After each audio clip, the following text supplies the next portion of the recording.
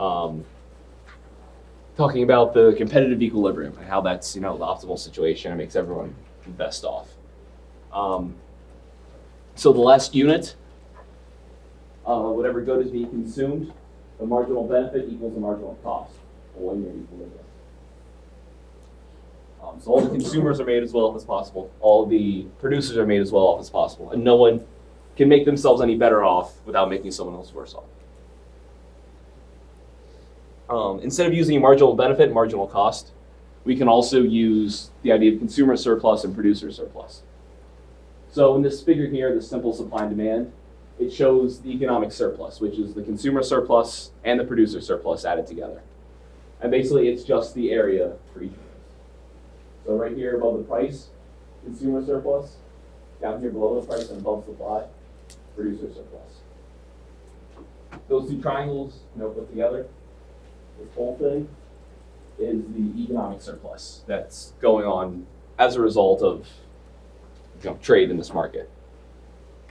So at the competitive equilibrium, the economic surplus is going to be maximized. If you were selling at a price anywhere else along these curves, it would make the areas of the consumer surplus and the producer surplus smaller. And I have a slide to actually visualize what that would look like.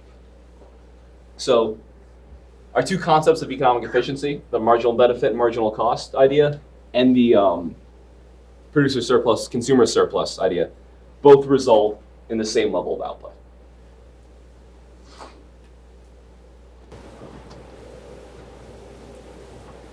Okay, yeah.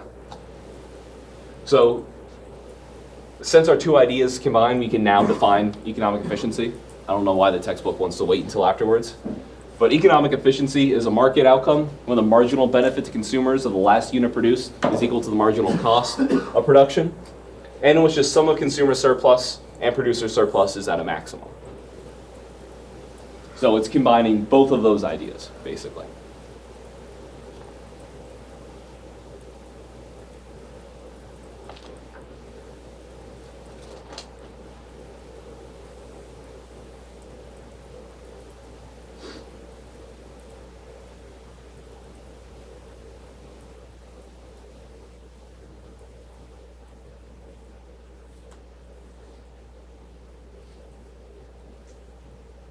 I'm gonna wait to change it until everyone's done writing.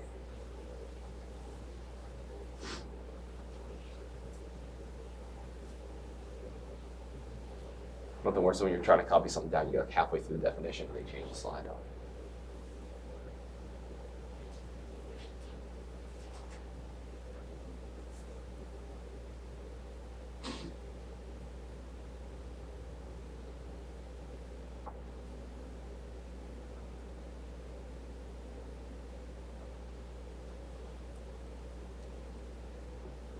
Okay, so next what we're going to look at is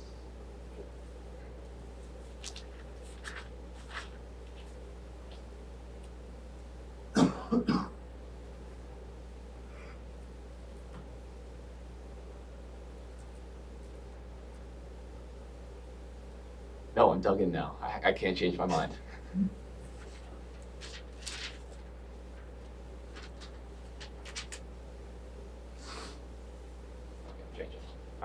So let's look at what happens to consumer and producer surplus when we're out of equilibrium.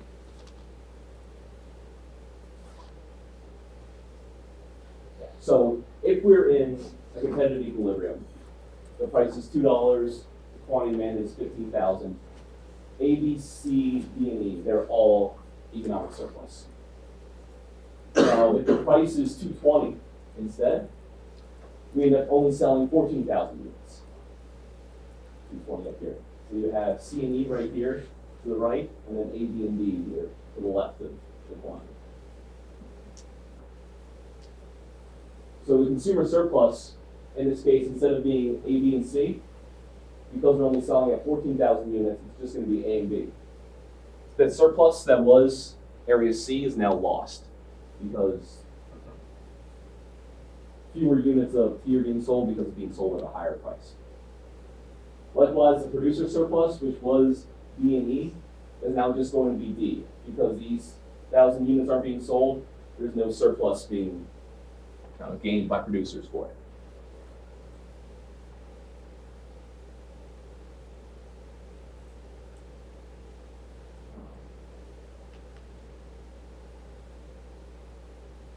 So you can think of, in this case, C and E as the economic surplus being gained from moving towards equilibrium, or what's the surplus being lost by moving out of equilibrium, by not being in equilibrium.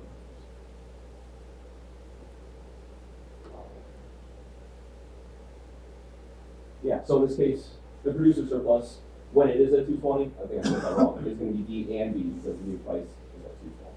So just A is the consumer surplus because it's now at a higher price, and B and D are the producer surplus when it's out of equilibrium, when it's being sold at too high of a price.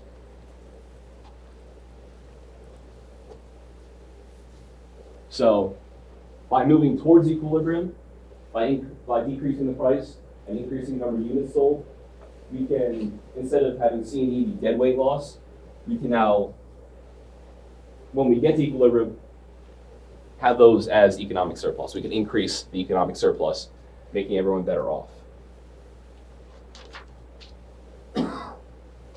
So this loss of potential economic surplus is called deadweight loss. So it's not being gained by anyone. So like that rectangle B, which originally in equilibrium is consumer surplus, when you're out of equilibrium is producer surplus. So producers are made better off by that, so it's not a deadweight loss. Someone else in the economy is getting it.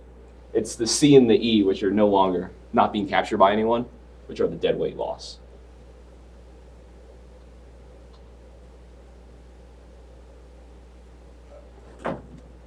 So yeah, who can eliminate deadweight loss? Or what process can eliminate deadweight loss?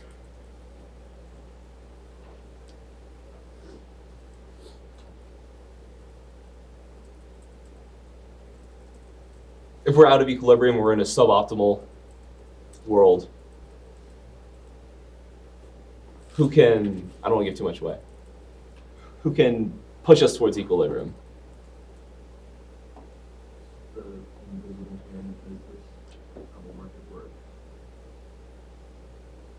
Yes. Yes, it does. And who are the, well, I don't want to say this. You're absolutely right. The invisible hand does push us towards equilibrium because it encourages producers to, in this case, produce more, sell at a lower price.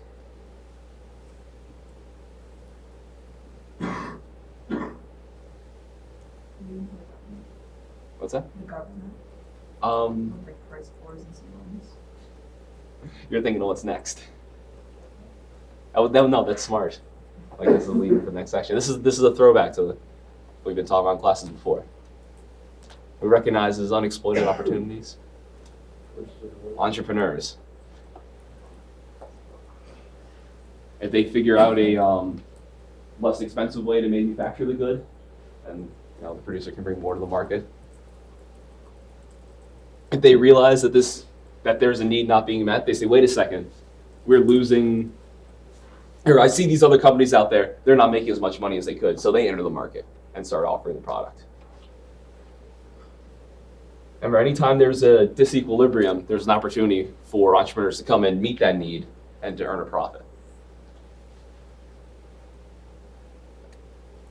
So now, we're going to talk about government intervention in the market.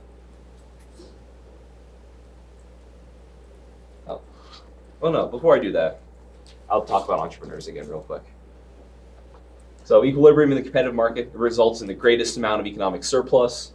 So the total net benefit that society gets from the production of a good or service. Obviously, like I've been saying, this is the best situation.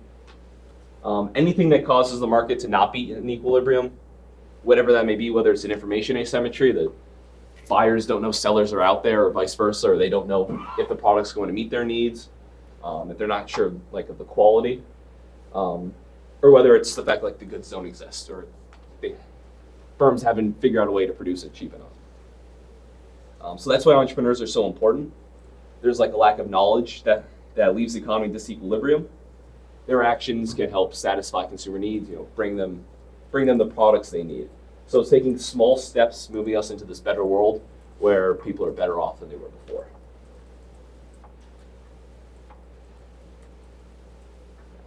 Now, we'll talk about government intervention in the market. So far for economic efficiency, we've said that society is better off, it's the best off. We've maximized welfare for all the individuals, like summed. But we haven't talked about every single individual within there. So we may be able to maximize the total net benefit when we're in equilibrium, but some individuals can make themselves better off, in this case by harming others or making them less off, or less well off.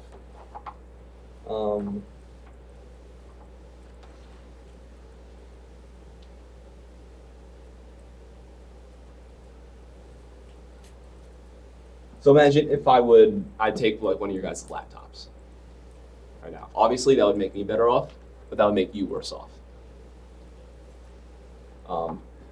So that's the basic idea. When we're at equilibrium, is that the only way to make someone better off is to make them worse off. Obviously, market sellers are going to prefer a higher price for the goods they sell, and buyers are going to want a lower price for the goods they're buying. They'd prefer that, but they're more than willing to pay, the price that they pay in the market. Like obviously, if St. Francis offered me a 10% raise today, like I would not say no to it. I'd be excited, but I'm more than happy working here for the wages they're paying me now. So judging by the title of this section, you can guess that one way to change the mix of who benefits is to use government intervention in markets. So there's a couple different ways to do that. Sometimes they require a different price than what sellers would prefer to charge. Sometimes they, so that's basically what we're going to talk about. So they can either set the price high, they can set a cap on it and say you can't sell above this price, or they can set a floor and say you can't sell below this price. And which one they pick benefits either producers or consumers.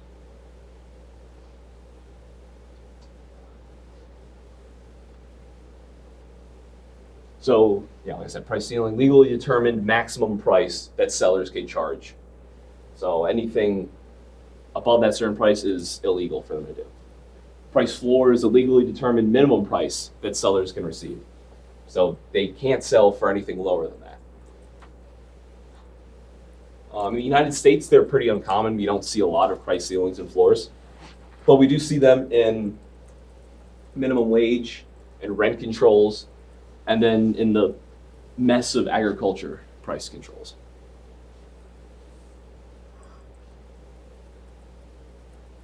You can spend, weeks trying to read about agricultural price controls and try to understand the mess, all the different layers they put on there. It started in the New Deal and just kind of, ballooned up or grown from there. So first we'll look at price floors, the legally determined minimum price. So this provides protection for producers. So they're benefiting at the consumer's expense. In this case, producers are being made better off because they're obviously able to get a higher price for their goods than they would in a market equilibrium. Now, I sound kind of negative as I say this. This isn't making any normative judgments. This is just the process that happens. At the end, after weighing how it works, or seeing how it works and then weighing the costs and benefits, that's when you decide if it's worth it or not. Make that normative judgment. So we'll look at price floors in the market for wheat. Okay, so the equilibrium price in this market, I keep forgetting my laser point. Really pissing me off. It's $6.50 is the equilibrium price. At that level, 2 billion bushels of wheat are going to be sold. So, like any good American, the farmers band together and they lobby the government to give them a price control, to set the the lowest price that they can receive for their wheat at $8 per bushel.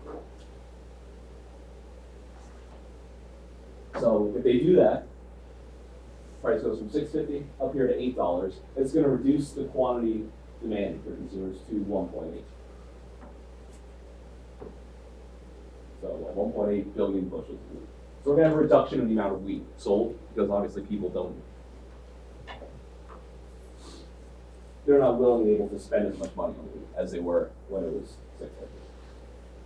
So area A, between the initial price and the new price, gets transferred from consumers to producers. So they're made better off by about 50 times 1.8 billion. That's the amount of consumer surplus that now becomes a producer surplus. Meanwhile, B and C are both lost. They're deadweight loss. So obviously, if these are the true supply and demand curves for the market, the producers are made better off by A minus the area of C.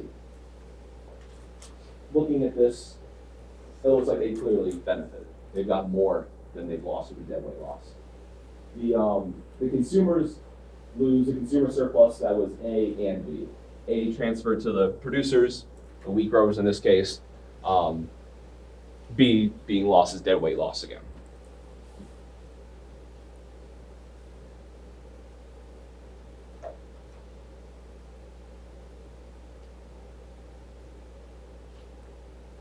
So what do you think the government does with the extra wheat?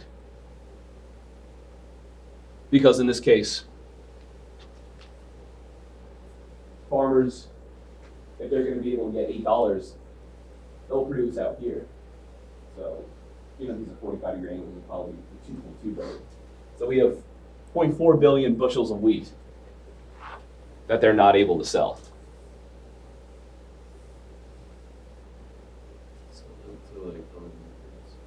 So like to other countries completely. That's one way to do it. That's not what they do. That'd be smart, wouldn't it?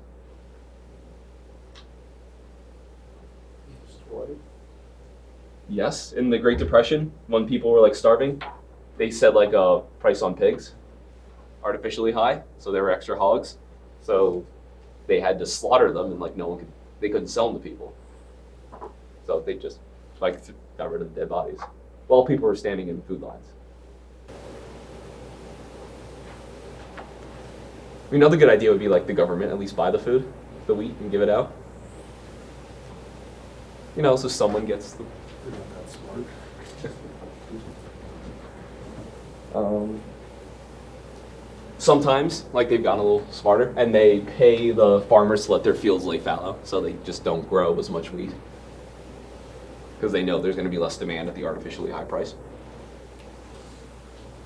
I was really hoping I wrote it down last year, but I don't know. Someone's estimated like the cost to the economy of like all these different subsidies and like price controls in the agricultural market, and it's astoundingly high.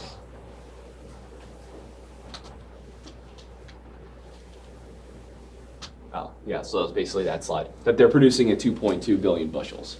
So we're getting that excess supply of wheat. So not only are we have that dead weight loss of B and C, but we're having extra product being created when we don't need it at that price.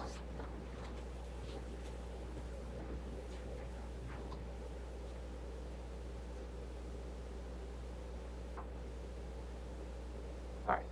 Does that make sense to you guys? How the price floor works, agricultural markets?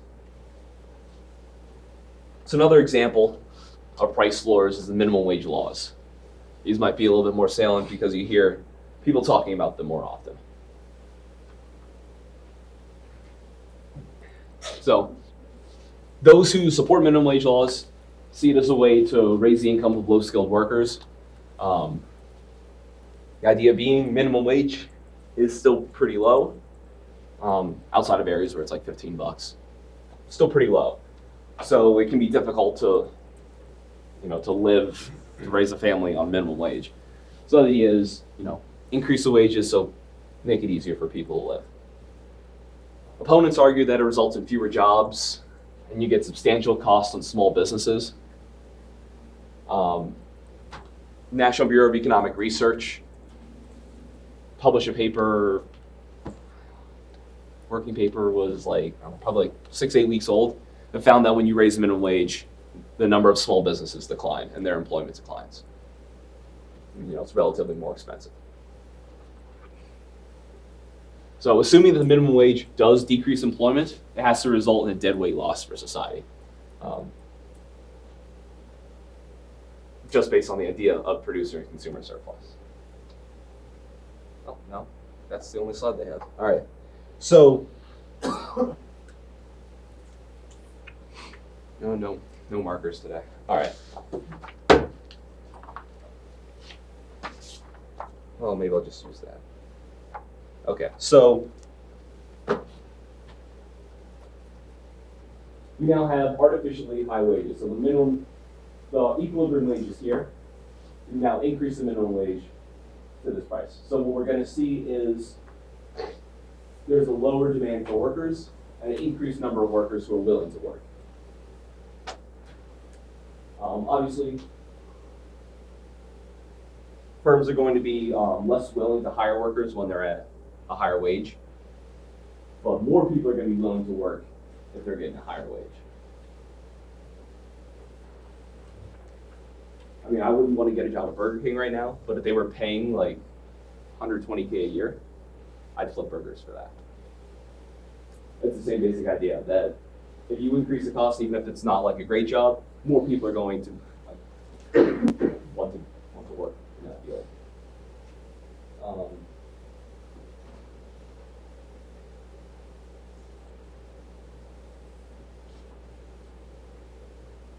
If we think of the equilibrium and think of the labor market in terms of marginal benefit equal marginal cost, the marginal benefit for looking at the producers, at the firms that are hiring, for them the marginal revenue is the marginal benefit that they get from hiring an individual.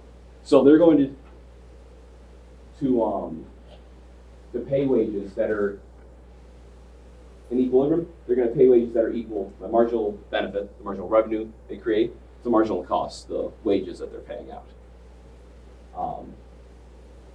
When you have a minimum wage, and you artificially increase that above equilibrium,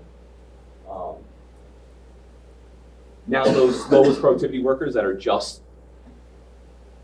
like the ones that are at equilibrium, so the marginal benefit equals marginal cost, when you now increase the cost of them, it now no longer makes sense for the firms to hire them. They'll be losing money. It'll cost them more in wages than it will than they'll make from the additional productivity of that worker.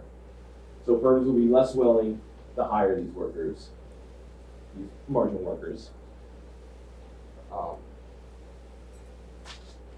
So the number of workers demanded falls from L1 here to L2, but there's still now more people willing to work.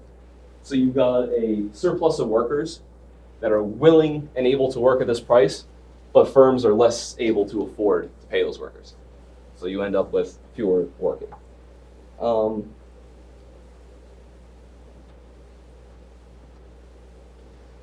So what we end up with in this case is L2, all of those workers that were being paid the minimum wage now have it bumped up. They're made better off. They've got higher wages. Everyone loves a raise. The workers between L1 and L2 are now made worse off because they got fired, because their firms can't afford to pay them. And the workers between L1 and L3, the new ones that now are willing to work those jobs that weren't before at the lower wages, are now the same off. They weren't working before, they're not working now. So economists usually find that the minimum wage increases unemployment. Most of the studies we do from different times or different areas where they raise minimum wages. There's a paper by Cardin Kruger back in the mid-90s when New Jersey raised their minimum wage. They compared workers in New Jersey to Pennsylvania who didn't raise their minimum wage. So it kind of sets up like a natural experiment, because obviously we can't do like they do in science, like a randomized control experiment. where you randomly pick people and give them higher wages. It's impossible in an economy to do that, but it's also unethical to like make some people better off than not, like in a study. They actually found that that the unemployment rate fell in New Jersey after the minimum wage law, which seems counterintuitive. Some people said it's like finding water running uphill. Can you guys think of what could be causing that? Is it possible that since wages went up, someone might have tried to find a different job that a job they wanted to increase their wage and they went for that, thus their position became open, and then someone got this. So they took different jobs Yeah. so that could bring more people out of unemployment. I think that's a possibility. I mean, I have no idea. If you're a firm and the cost of your like employees increases, what are some ways you can get around that?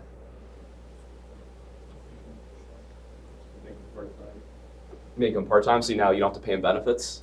You're cutting their hours, so it's still not too bad. I was gonna say cut benefits. Yeah, cut benefits is a way. Any other ideas?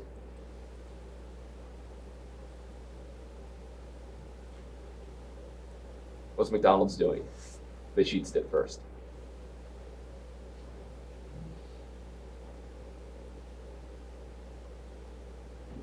They're replacing people to take your orders with like the robots you just punch in on the screen.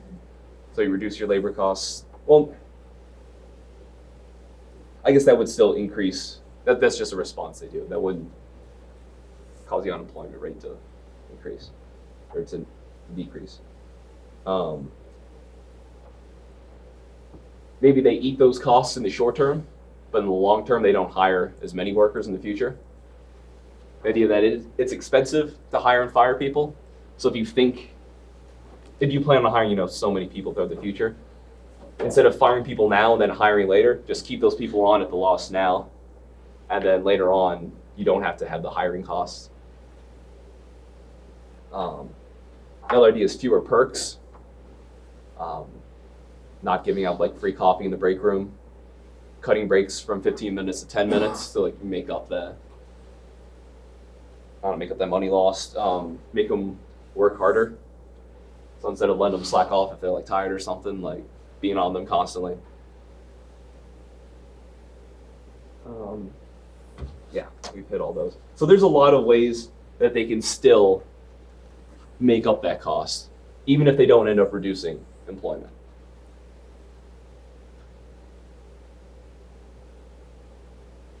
So minimum wage might not have as large a negative effect as we would expect just looking at a supply and demand graph. When you think of things that happen in the real world,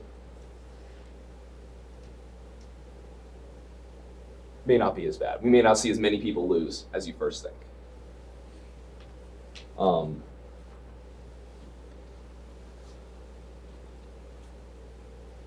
Yeah, so we are still going to see some deadweight loss. Just looking at supply and demand. Right here, these two are going to be deadweight losses. And we're going to see consumer surplus decrease. In this case, consumers being the firms because they're paying for the workers.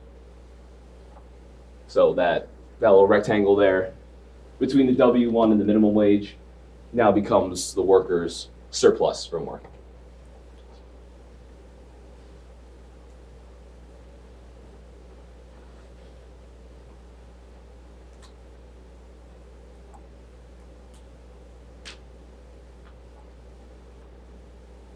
So let's look at the opposite. Opposite of price floor, price ceiling. The best example is rent control. Any of you guys know the rent is too damn high guy? I figure at least the Rick and Morty fans in here would remember what was his party in Rick and Morty? Was it the rent is too damn high or the Rick is too damn high? Unlike the Citadel episode.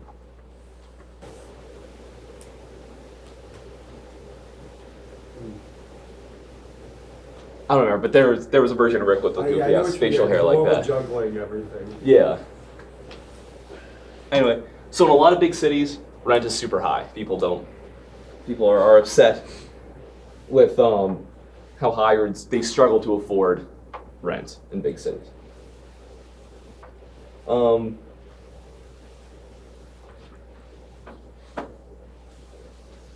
So in this example, without rent control, the equilibrium rent is $2,500 per month. Right here. And there's 2 million apartment units being rented. 2,500 sounds like a lot, doesn't it? In Arlington, Virginia, that's like an average like 2-bedroom apartment, like 2-bedroom, 1 bath. That's about what I paid for my apartment during grad school. In Altoona, you can pay like $600 a month for a place. But big cities is expensive. Well, let's say that the government sets rent control, puts it at $1,500 a month. So the quantity of apartments being supplied now falls to 1.9 million. But there's now the demand by consumers increases to 2.1 million a month. So you have a shortage of apartments. There's not as many apartments out there as available as people want to live in.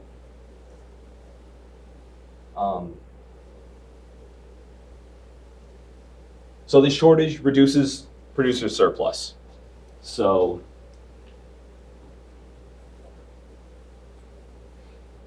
I don't even draw that all the way up.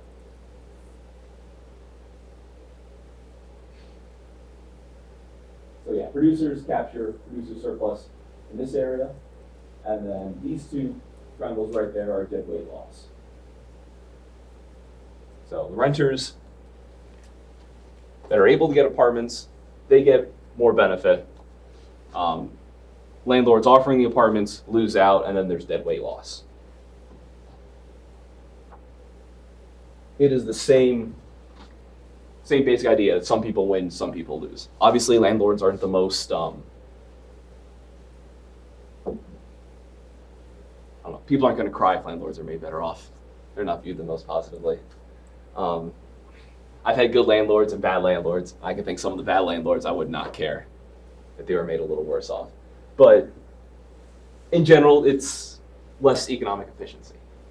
That's what we're really worrying about here. Oh, here we go. So yeah, so A right there is a producer surplus it's going from landlords, now renters are getting it. B and C are the deadweight loss. So B and C, that deadweight loss would have been economic surplus had rent control not been passed, and the additional apartments being brought to the market. So the direct effect is a shortage of housing. Obviously, there's fewer houses, fewer apartments for rent being supplied than people want, because it's now you can't get as much money. If you're a landlord, you can't get as much money back. And for some of the ones being lost, some of that 100,000 being lost, it costs more to make it than to bring it to market, to keep it up, to keep the quality decent, than you can get in rent back. So they're just not going to offer them at a loss. But there are also a bunch of indirect effects from things like rent control. So the first one is discrimination based on other factors, besides just the willingness and ability to pay. In equilibrium, that's all they have to worry about, is finding someone willing and able to pay. But they use non-price method rationing of goods, and that's what we mean by discrimination in this economic sense. So they could do legal and ethical discrimination. Can anyone think of an example of that? A non-price reason that you choose one renter over another that isn't bad.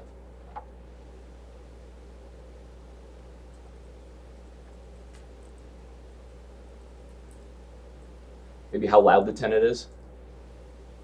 If they play loud music all night, They're up weird hours, bother like the other tenants in the building. Things like how much they party. At St. Francis, how many off-campus apartments say like we only rent to like graduate students, or we only rent to like PAs? Because they don't want, frat guys busting up the apartment every weekend and having to pay for it. Maybe if they do something like cook really smelly food. Again, just other things besides price that they're worrying about. There's also like illegal and unethical ways to discriminate. I think those are kind of obvious, race, religion, age, sex, those sorts of things. And they may discriminate or may choose based on personal connections. So like, I got my landlord or like my apartment because my roommate was friends with someone who knew our landlord. So we got a good place at a good price just through like personal connections. In equilibrium, these things don't really matter because there's enough places to go around. But when there's an artificial shortage, these things start to matter. If you're a landlord and there's a bunch of extra like people out there looking, you can pick and choose like who you really want. There's also an inefficient usage of housing. So imagine like the stereotypical example from New York City, you've got an old couple in a 4-bedroom apartment that they raise their kids in.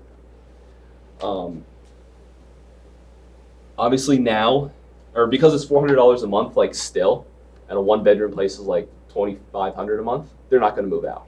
They'd be foolish to move out because they'd be losing a lot of money, even though they have a ton of extra space that they don't need. Like the kids move out, they just have 3 spare bedrooms now. So it encourages people to remain in places like long after they need them.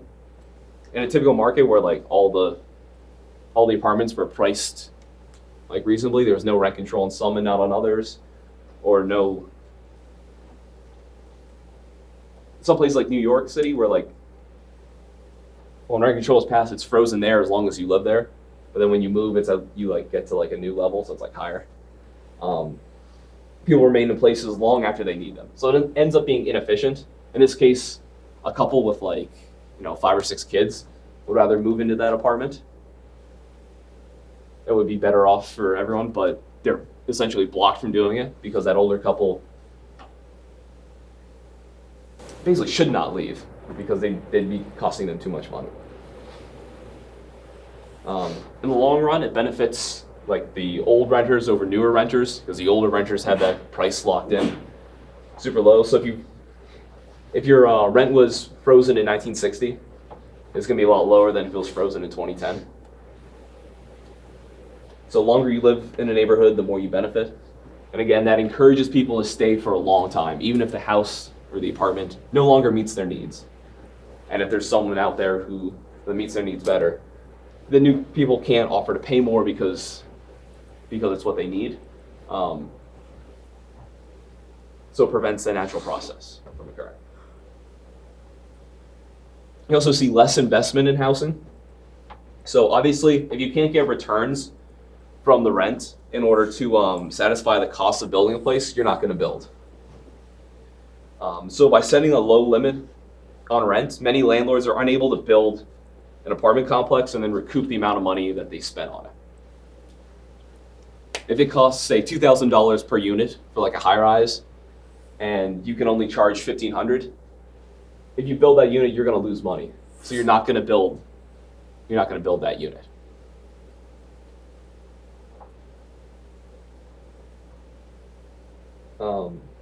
Additionally, some existing properties will be converted to office space, if that's like an option or if it's like something they can do.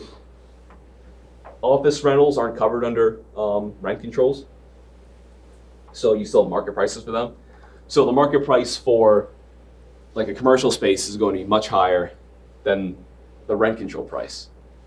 So rational landlord trying to maximize their return is going to shift into offering more business rentals.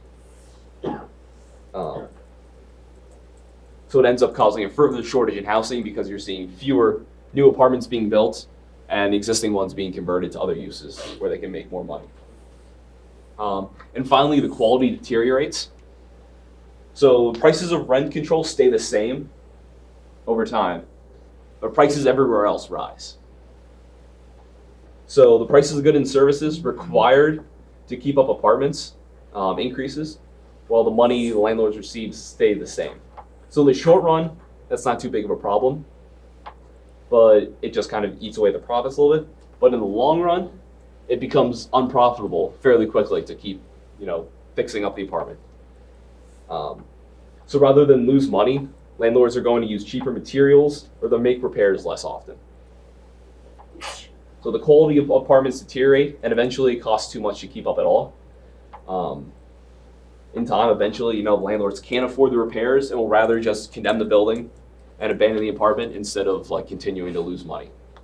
So again, this pushes down supply in the long run. Then article from Reason Magazine, New York's rent control regulations have the consequences that skeptics predicted. But the subheadline, New York told landlords they couldn't pass along renovation costs, so landlords stopped doing renovations. You can see in real life, this is what happened, that they could not afford, eventually they could not afford to do renovations and to keep the places of a decent quality. All right. So let's take a break. The few people that owe me what TV or movie character they would want as a roommate.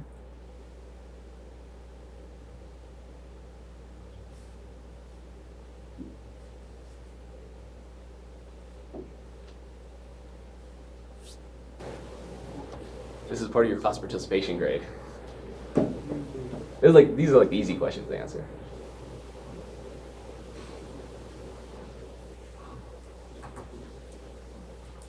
So, I texted it in my group chat to see what they said too. Okay. Someone said Phineas and Ferb. I know the character, but I don't watch the show. So Why would they be good roommates? basically, they would just go on adventures every single day. So it would be something completely new, plus your platypus. Platypus is cool.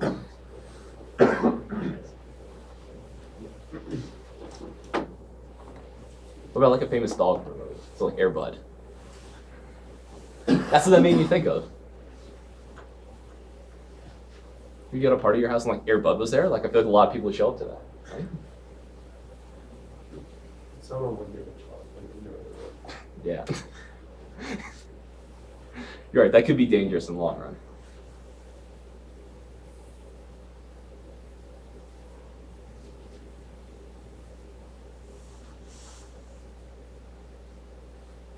Okay, well at least let's get a question from each side. I mean, I could keep teaching if you guys don't seem too into it. What are you doing this weekend? So today at noon, we're taking students to New York City. We're What coming back Saturday afternoon. So are you doing in New York? we're going to the stock exchange and meeting with alumni. My friend and my brother's gonna go there during spring break. They wanna watch it. It's not as cool as the old days. I imagine, but It's all just people at computer terminals now. In if you watch Trading Places, the movie with Eddie Murphy, before computers were widespread in the stock exchange, it was people running around with slips of paper screaming at each other, trying to buy and sell. Pure chaos. That's not And they're all wearing $1,000 suits. And they're shoving each other and fighting and screaming over each other. It's nuts. What job title is that? Like a broker or? I don't know. Let's say, is broker the person that sits in the office and gives the buy and sell order to the person on the floor? I don't know. I don't know the people on the floor. Yeah, I'm not sure. Well, I can find out when we go there. Because there's an alumni, he's in his mid-40s, maybe probably 50s now. That works there and took us around. He'll take us around this time. He said he made a ton of money during the crisis. Really? So anytime a lot of people are buying and selling, they do well. So if there's a big gain one day or a big loss one day, no matter what, they're still getting commission on all the sales. He said it's bad when the stock price doesn't move and no one buys and sells. Oh no. Yeah. He said we knew it was going to be bad after the crash, but during the crash they made money. Because then afterwards no one buys and sells for a while. So like you made all this money like when things are going to shit, and then once they go to shit, like you're screwed like everyone else. Do you think they have a lot of influence from like external parties telling them like what to buy, sell? What do you mean? Like the movie Wall Would that be Street? illegal? Yeah. I mean, it probably is. It's insider trading right there. Only if you get caught. Yeah, exactly. Well, no, it's really easy to catch people doing that. That's how Martha Stewart went down. I think there's a lot of jobs though as a trader at the New York Stock Exchange right now. Is that just it? Just trader? It says specialist and or trader are people who work the floor of the New York Yeah. Stock Exchange. There we go, trader.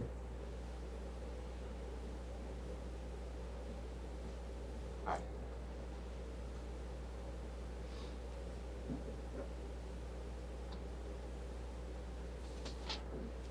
Okay, so you guys remember Jurassic Park? Jeff Goldblum says life finds a way. Well, it's the same thing with markets. Markets find a way. When the government imposes price controls on buyers and sellers, they find a way around it if they really want to, get that good or service. So black markets are markets where the buyers and sellers trade outside the law. So the goods themselves may be illegal. It may be legal goods sold at illegal prices. It may just be avoiding taxes. If like the people, I don't think taxes are too high. So in our rent control example, landlord or tenants can offer their potential landlords a little something sweet on the side, try to bribe them in some way. So maybe money under the table, maybe giving them other sorts of benefits. If they're like a super good cook, literally just like bringing them dinner every single night. I don't know, something to make them stand out and better than the alternatives.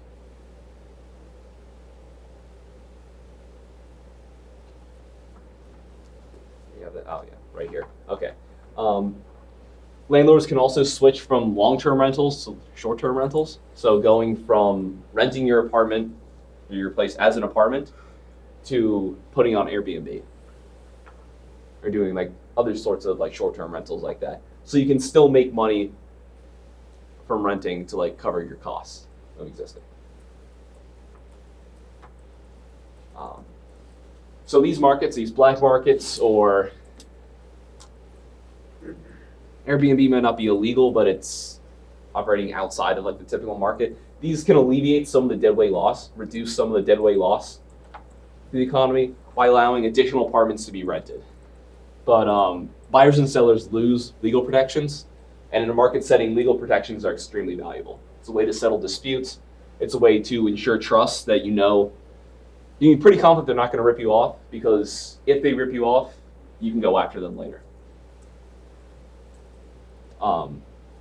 Operating in the black market, or I think they call things like Airbnb the gray market, because it's not quite the black market. Uber was illegal in most cities when they started. They didn't even ask for permission. They just started operating, and it just became popular enough that the cities couldn't shut them down. By the time they noticed, like I had out there. So even in places without markets, so like the Soviet Union did not have a market. They were a complete command economy where they were centrally planned by, the party leaders. Black markets still existed, and they were sometimes different, not really firms, but state-owned enterprises would be told to produce a certain amount of, say, nails. And if they didn't have enough of something, or something broke and they weren't able to get permission from, the commissar of nails to order something, they would buy stuff on the black market from other firms. And if they had or state-owned enterprises. And if they had extra stuff, they would sell it to other state-owned enterprises. So there is still some market functioning going on there. Obviously, it's the black market, so they have less protection. And I'm sure if they got caught actually trading it, they'd get in trouble from party leadership. How much time do we got? 50? Okay, so we got some time. that basket, the MTV basket. I'm also thinking about getting a gun and getting a crack dealer. Not like a mean crack dealer, but like a, You can. like a nice one. Just kind of friendly, like, hey, what's up, guys? You want some crack? I'm just waiting on those two things to kind of flesh themselves out. Yeah, that's from Talladega Nights. I don't know if you can really tell from how black the screen looked. But, so an example, probably the best example to talk about for black market is the market for drugs. The entire market for drug operates in an illegal setting. So, so it could be, black markets can exist from evasion of taxes or getting around a price control, from stealing copyrights, so if you get like the bootleg DVDs, or how I basically stream everything without cable. But they also result from prohibition, from straight up banning the product from being bought and sold.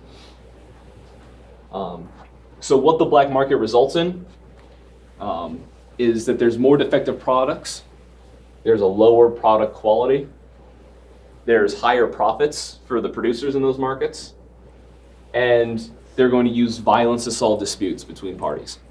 There's no impartial arbiter. You can't go to a judge for this. There's no Judge Judy that can tell you, sit down, shut the fuck up, you're paying. Which is the best part of the show, when she shits on everyone. In the market, the arbiters are the government. There's things like the Better Business Bureau, or if you're Michael Scott, the Ungrateful Biatch Hotline. And there's trade associations that if there's disputes, you can go through one of those three groups to settle the dispute you have. I mean, if one company rips off another, they can go to the trade association and sort it out to see who's at fault. If you get ripped off by a business, you can go to the Better Business Bureau and complain and destroy their rating. Obviously, you can go to the government if there's a defective product, use their court system to sue whoever gave you the shitty product that hurt you. But again, we'll look at the market for drugs as a black market.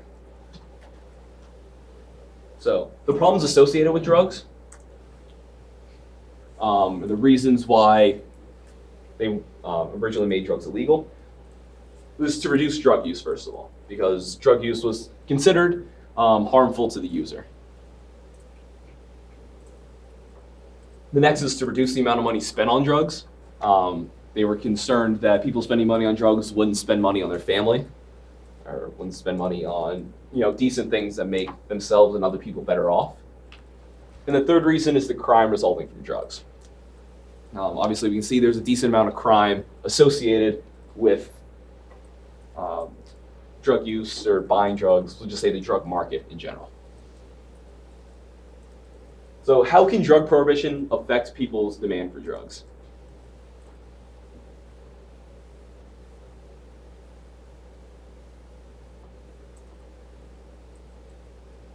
So obviously there's punishment and penalties.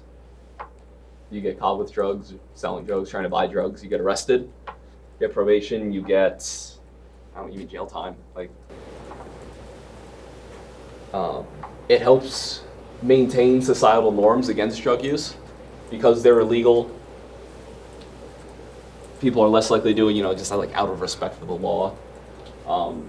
And it keeps it from being more common. Makes it more difficult to get drugs. That sort of stuff. There's McGruff the crime dog, and just telling us to just say no. Anti-drug campaigns usually go hand in hand with drug prohibition. You guys remember the red, or do you have those in elementary school? The red, say no to drug, bookmarks? Yeah. I was looking up just a general drug photo. I was trying to find Nancy Reagan's just say no, but there wasn't a real good one. But I saw the red ribbon thing, and I haven't even thought about that since I was in elementary school. So it was a blast from the past.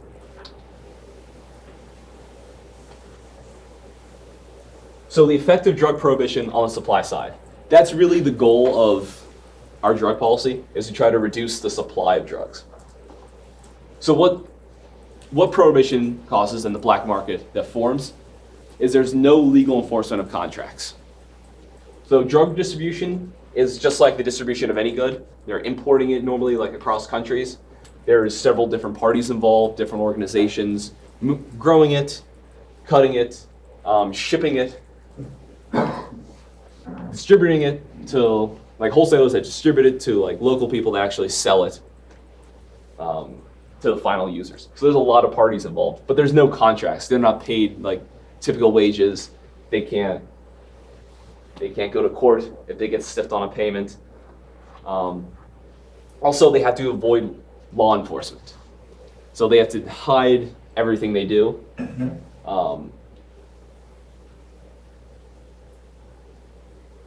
Kind of built in that bribes are costly. So we're increasing the cost of operating because not just are you hiding that cocaine in a crate covered in coffee grounds, you're also bribing officials to get it out of the country, maybe to get it into this country.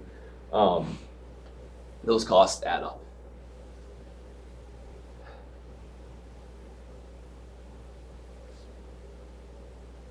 Pablo Escobar, I was trying to remember his name. Pablo Escobar. You want to guess how much money he spent on rubber bands to hold his money together? He couldn't obviously put his money in a bank, so he kept it in, I don't know, warehouses. And he would rubber band wads of like however much together. Thousands. Yeah. No. It was a little over $1 million. Oh my God. Billions of dollars a month. He had accumulated so much because he was in charge of that whole drug operation. That he would spend that much money on rubber bands to hold it together.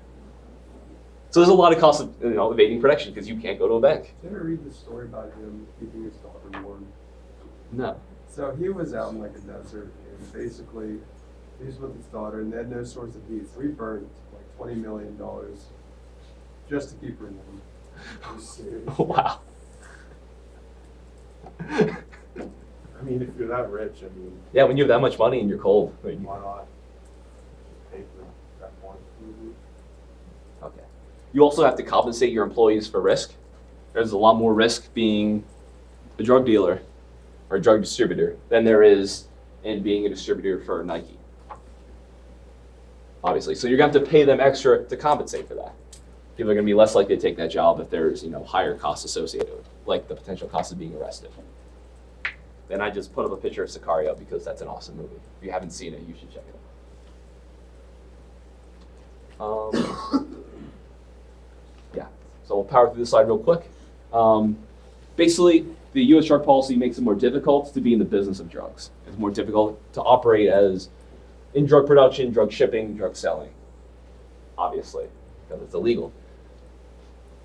So they ban the sale of drugs and the importation of drugs. They ban possession of the drugs. Did you guys see the Cleveland Browns player that got caught with like 150 pounds of weed? My friend that texted us the story when it happened.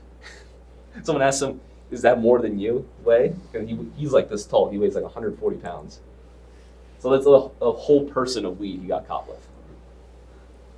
Again, illegal to have it, and he's like transporting it. There's very harsh sentences for drug dealers. You could thank Uncle Joe for that. Joe Biden led the way for the harsh sentences for the 3 strikes and you're out way back in the day. But that was Bill Clinton. That was under the Clinton administration.